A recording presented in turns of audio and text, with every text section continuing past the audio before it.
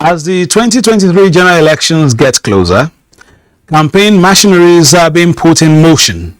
Waters are being tested in some locations, while foot soldiers are chomping at the bit to begin the verbal jousts that go with the walk to the podium.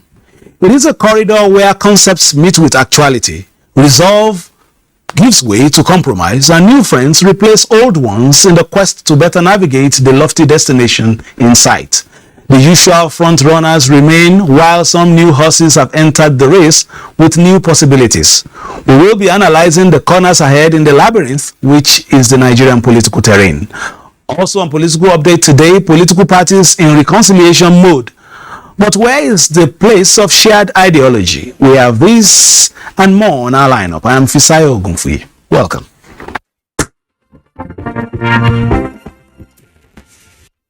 The 2023 general elections will give eligible Nigerian voters the opportunity to choose their leaders and representatives without godfatherism or any form of external influence. National Security Advisor General Babagana Mungono, retired, gave the assurance at an election security management training ahead of next year's polls.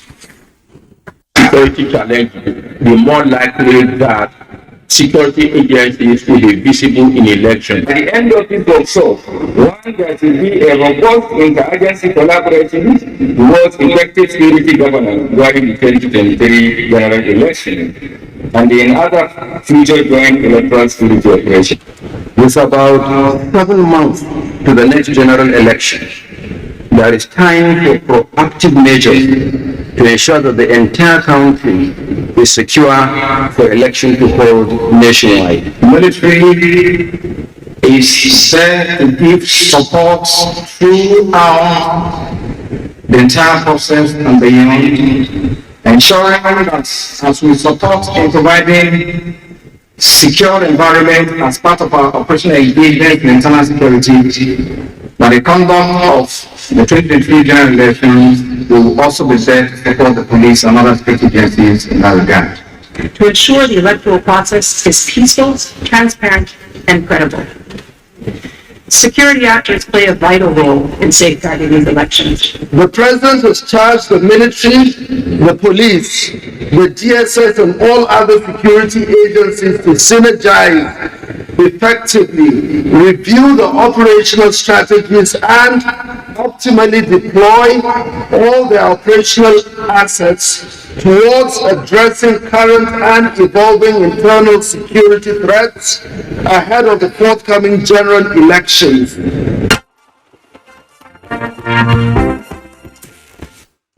And now to politics proper. The governing All Progressives Congress this week confirmed the appointment of Governor Simon Along of Plateau State as Director General of the party's Presidential Campaign Council.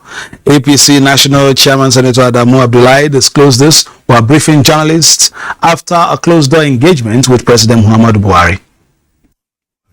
The APC National Chairman arrives the State House alongside the party's presidential candidate Asiwaju Bola Ahmed Tinubu, his running mate Senator Kashim Shettima, and other critical stakeholders. They are here to brief President Muhammadu Buhari on preparations for the forthcoming nationwide presidential campaigns and get his support for those to be appointed as members of the campaign council. After the engagement held behind closed doors, Senator Abdullahi Adamu confirmed that President Buhari is on the same page with them in respect of the people nominated to sell the APC as well as its presidential candidate and his running mate to Nigerians. The person who is going to be the DG, the Director General of the APC Presidential Campaign Organization, is Governor Simon Lalong of Plateau State. We have an interim spokesperson of the campaign organization in the person of Honorable Festus Kayamo. Deputy spokesperson will be Barrister Hannatu Musawa. We are happy with it. That is why you see the leadership cadre. And we are able to confirm to you that we've had the buy-in of Mr. President, the leader of the party. This party is well structured. I am sure will not disappoint you. Poverty knows no religion or ethnicity. Insecurity knows no religion or ethnicity. I'm appealing to you to tread the path of moderation and inclusivity and fairness. Let's take the words of the vice presidential candidate of the All Progressives Congress, Senator Kashim Shettima, who has urged Nigerians to look beyond the religious leanings, their religious leanings, but focus on what the Tinubu presidency will bring to the table. This nation have to move beyond ethnics, tribals, and religions. Let us establish our records. He has minted men and women who have become accomplished in all spheres of life. Hitherto many a northerner, the peer of Lagos was the beginning of wisdom. I know of friends that keep going to the law school in Lagos out of fear of Lagos. But now Lagos is the safest city in Nigeria, where people from the West African coast now come to Lagos as tourists on holidays. We already give them a fully awareness for nationwide to obtain their own PPC. This is the first thing. They already obtained. So now, don't sit down and watch side. Let's, when the time come out and vote.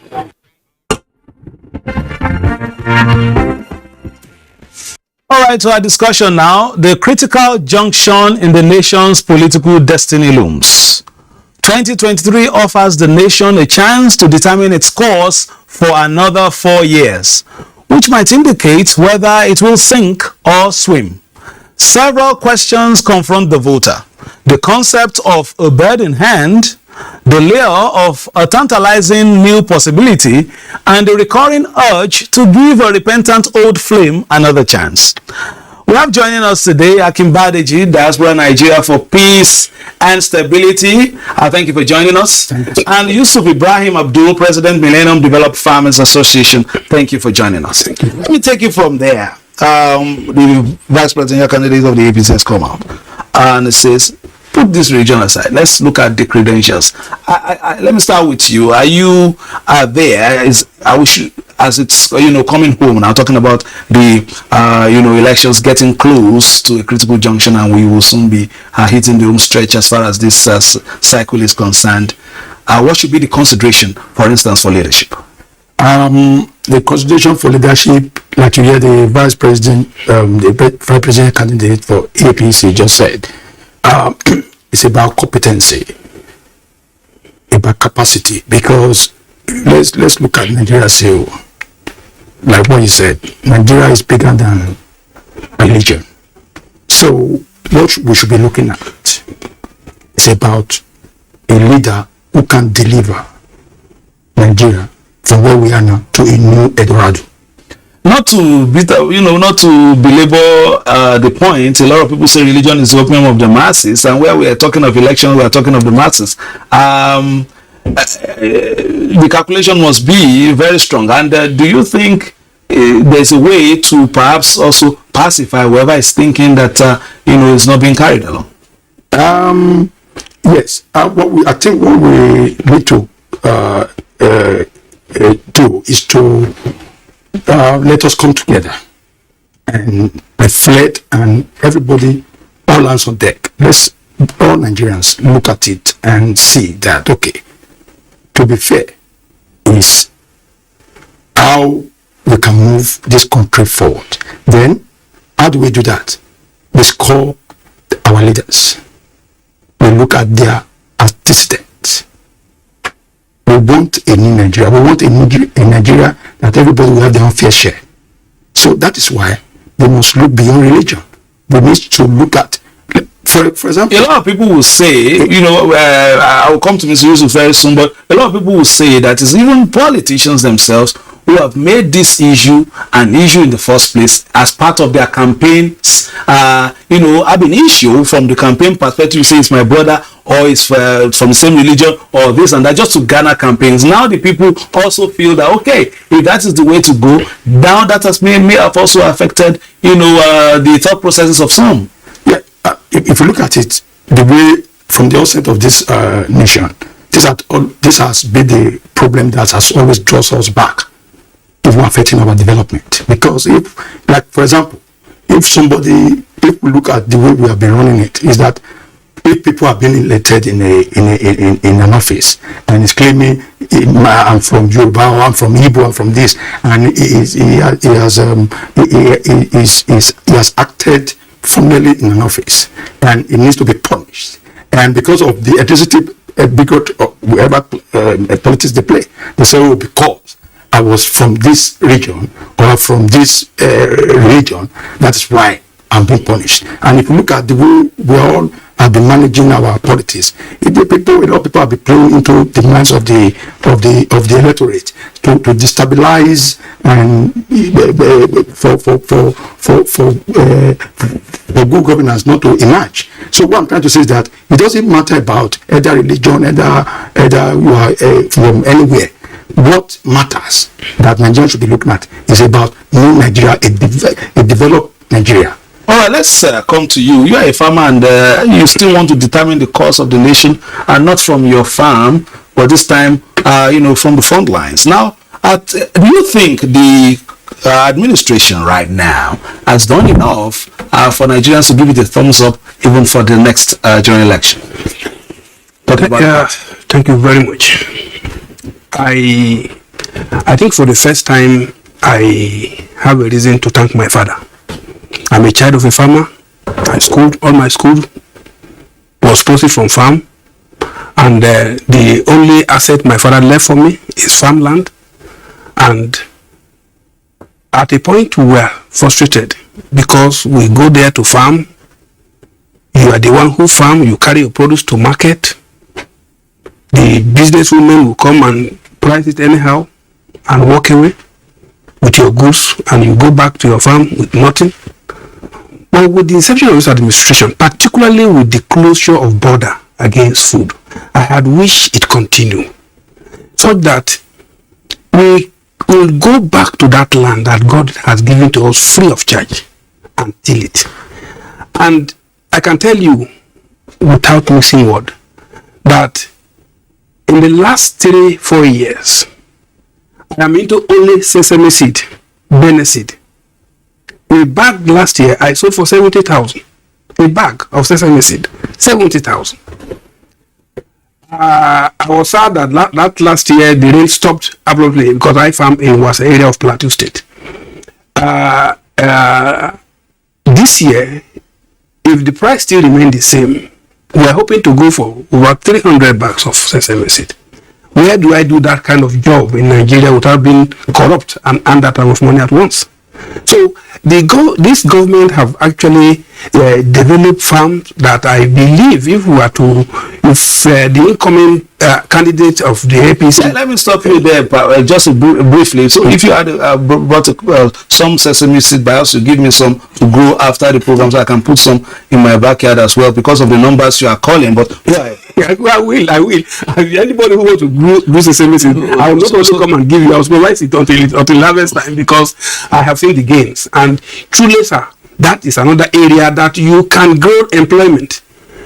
When you buy anything you consume in Nigeria from another nation, you are simply increasing the employment opportunities of that country.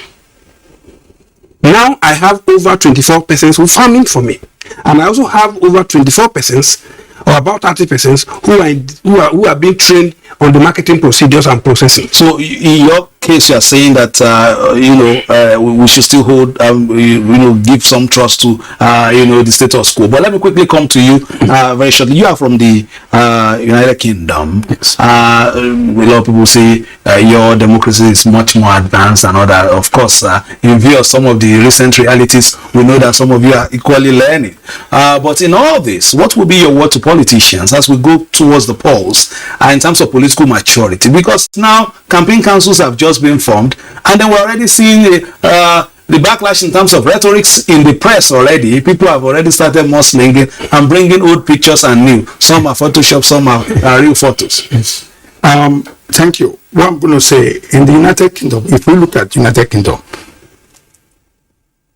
is a developed country whereby the people who fought for that country to be developed today, they've laid a structure. Everybody that comes to United Kingdom today to be a prime minister, you want to do whatever you do, the platform is already there. So you cannot, if you do otherwise, you'll be punished. And that is the structure we are calling for in Nigeria. We want a Nigeria that have a structure, so that anybody that comes later will follow that structure, so that Nigeria will be developed. All right, we'll come for the closing lines. Let's quickly take a few things from other parties. We've done a bit of APC. Now, the Board of Trustees of the People's Democratic Party, PDP, has set up a committee to reconcile aggrieved members arising from its presidential primary election earlier in the year. The Board of Trustees arrived at the National Secretariat of the party for their meeting, which reviewed the last presidential primary election and with a view to chart the way forward.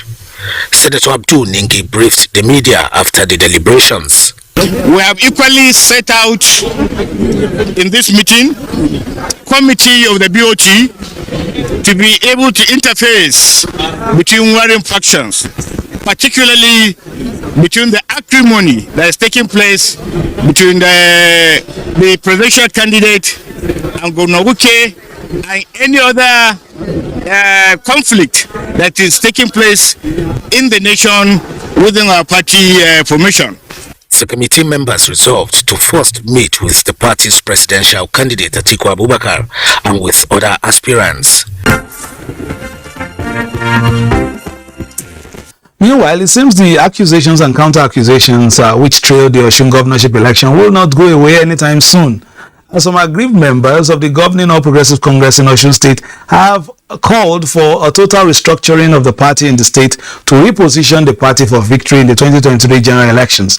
The members embarked on a protest march to the State House of Assembly. Let's take that story. Aggrieved members of the All Progressives Congress APC in their hundreds took to major streets of Osogbo through Gbogan Ogoluwa Road to the State House of Assembly, where they were received by the Speaker, Timothy Oweye, and other lawmakers. The APC factional members, majorly from the Osun Progressives across the 30 local government areas, carrying various placards, were chanting solidarity songs calling for a total restructuring of the party. One is very simple. We want our party to be restructured. How do I mean? Winner doesn't take on in life, not only in politics, but in a situation whereby you think you have to take control of everything, you will lose. What we are seeking now is very simple. There should be a round table to address this issue. Every war always ends on a round table. And that's what we have been preaching for a long time now. Let us sit down together. Let us forge a way forward for ourselves. Otherwise, the presidential election coming up next year, the National Assembly coming up, the Assembly coming up, the National Assembly coming up, I'm telling you, if it is not settled and even shared, we are not so sure APC will have the day. Committee should come down and dissolve the leadership of the two sides that are in Osun.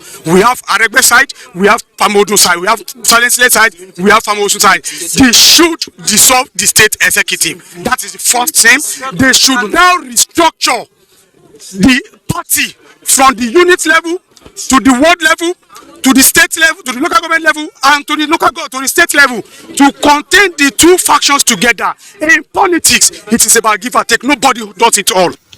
Speaker Timothy Oweye, however, called on aggrieved members to remain calm and assured them that APC unity is not negotiable. I'm just receiving their letter of protest now. I haven't gone through it.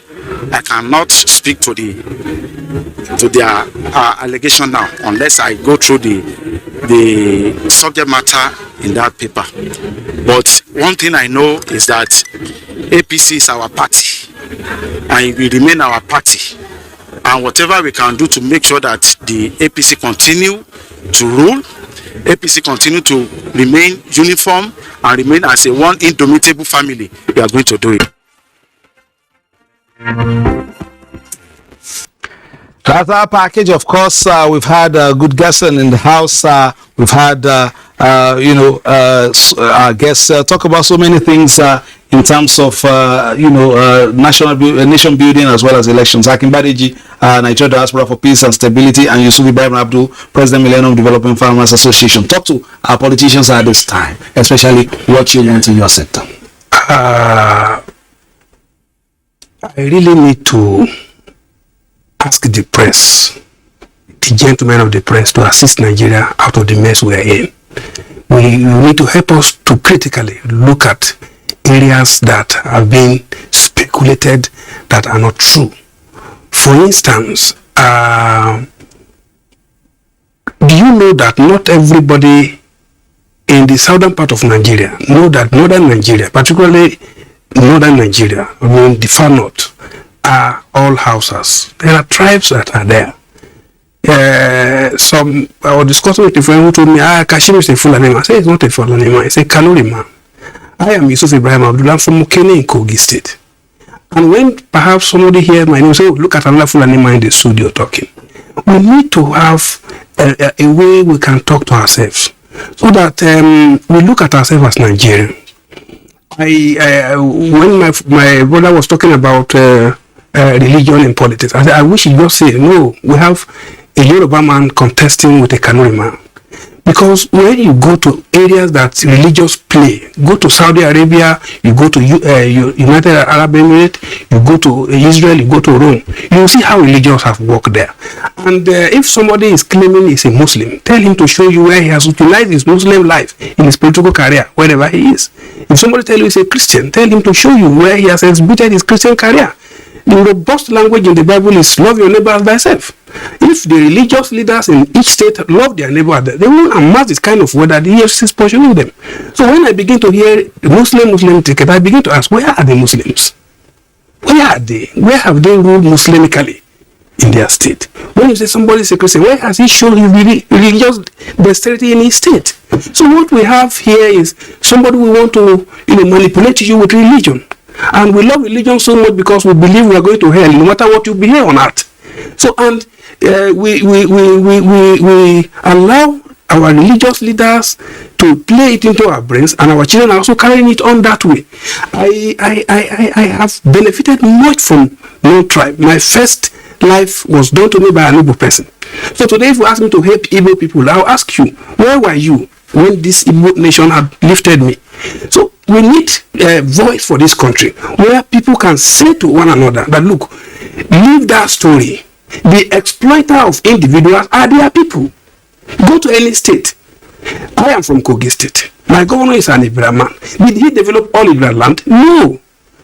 No. He didn't uplift all Ibra people. He did not give all Ibra money. So there must be a way we can address this issue properly that we can understand better. Final words. Yes. Thank you. Final words on the program very quickly. What I'm going to say to all Nigerians is that let's come together and think again and look at and reflect and think about what is going to happen in the next 20 years about Nigerians. So what we need, and what I'm trying to tell all the electorate, is to think above religion. Let's come together, choose the right leader, the competent one that will take our country to a new Eldorado, a country that we have development, infrastructure, laws, and good country that we all Nigerians are trying to go and sing abroad. We fly to UK because their platform is well structured. So let's build our country now. Let's build our nation. So let's build that leader who can have a structured Nigeria. And We will get there by special grace of God. All right, that has been the program today. It's been an eclectic program. We even learned about sesame seed and how to grow it, even on political update. Thank you for being a part of the program. My name is Pisa Ogope. Thanking you for staying tuned, enjoying, of course, our news and reviews, previews and interviews from Africa's finest and largest, the Nigerian Television Authority. Pisa Ogope remains my name. And as I urge you, this is the political season, so play your politics for the greater good. Bye-bye now.